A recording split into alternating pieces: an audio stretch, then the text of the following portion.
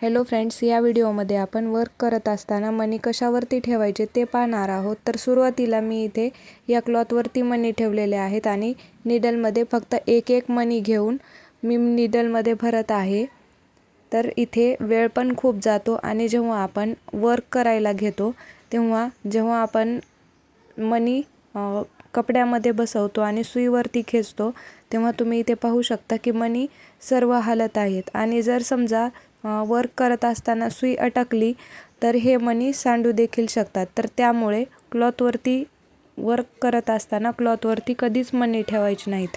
आणि जर आपण कंटेनर किंवा बाउलमध्ये मनी घेतले तर तुम्ही इथे पाहू शकता आणि तुम्ही हे अनुभवूही शकता की सुई जी आहे ती या बाउलवरती आदळते, त्यामुळे सुईचे टोक झिजते आणि आपण जे वर्क करतो त्यामध्ये ही सुई अडकू शकते आणि वर्क प्रॉपर येत नाही आणि आपण फक्त बाउलमध्ये असा एकच मनी भरू शकतो।